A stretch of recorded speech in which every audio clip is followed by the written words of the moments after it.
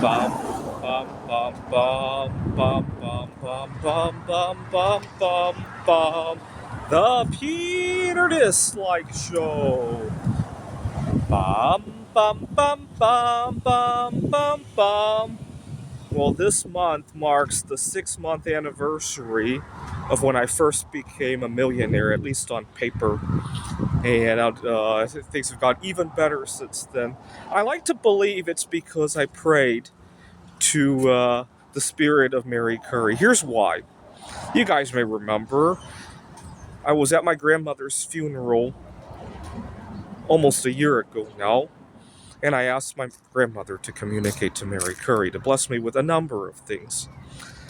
And so the reason I say Mary Curry is involved is because the two medals that have gone up the most were, well, one medal that's used to make her discovery and the medal that her Nobel Prize medals were made of, right? Those two medals have really made me very wealthy over the last year, and the mining stocks involved in them as well. And something interesting happened today that made me appreciate all the good fortunes that I had.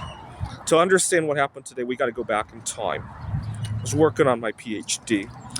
One afternoon, my boss had sent me an email saying, I need to talk to you tomorrow. And then she checked out for the day. I was working on my PhD, and at the time I had very rotten relations with my parents. And so I didn't really go home to my parents very often. They were disapproving of my they were very disapproving of who I was dating. So it created a very rotten conundrum where I had nobody in my life, and I had a lot of adversaries at school. I emailed my PhD advisor, hey, what's going on? She didn't reply. She's Dutch from the Netherlands. They have very good work-life balance. When they check out, right? The whole country literally checks out for like 2 weeks every summer, right? Couldn't reach her. This was 2010. People still used landline phones, and somehow I found her home phone number, and I called, and I had the misfortune of her husband answering the phone. He was so upset at me. He told me that he's busy. This is not for school related. This number, don't call for school related stuff. And he hung up on me, slammed the phone on the table, and now I'm really disturbed because I'm wondering what's going on. And it was 7-8 p.m. by this point. Needless to say, I didn't sleep. I tried to talk to some of my classmates who might be in the know. They had no idea either. I tried emailing some of her colleagues, my PhD advisor's colleagues. I think I annoyed the fuck out of them too as a result.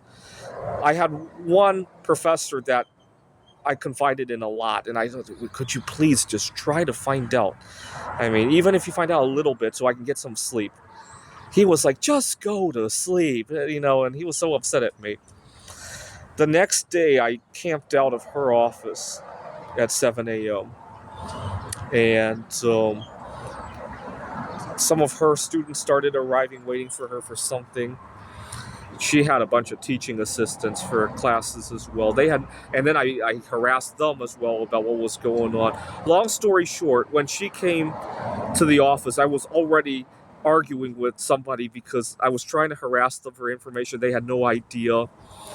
And when my PhD advisor got wind of all the people that I tried to contact the night before, she already knew I contacted her husband, obviously, but of all of her colleagues and all of the teaching assistants that I tried to harass, when she got wind of that, she was so upset. And it all started because she wanted to show me this paper that I should read, and she didn't really think it was a big deal. I want to talk to you. She actually wanted to add some information to the paper, so she didn't want to just send it to me.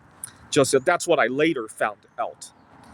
But earlier this morning, I got another text message that could have turned out like that, right? My boss saying, hey, I want to discuss with you some things.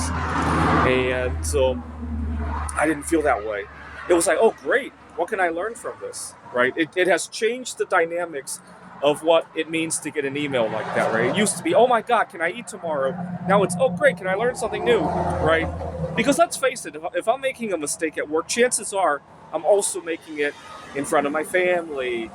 When I still have one grandparent left, right? When I go to her funeral, I don't want to make the same mistakes in front of my cousins, right? If it's a socially relatable mistake, right? Or when in my dating life, right? And so if I lose the job as a result of whatever my boss needs to tell me, that's a very cheap tuition price to learn whatever it is I need to learn, right? Except I can afford it now, right? I couldn't afford it back then, right? And turns out it was nothing big, and that's good, right? But it reminded me of why I need to have good finances. I'm gonna pray that I end next year, 2026, with my second $1 million, right? I really believe Mary Curry blessed me because of the two medals involved, right? This is the Peter Dislike Show. Bum bum bum bum bum bum bum bum bum bum bum bum.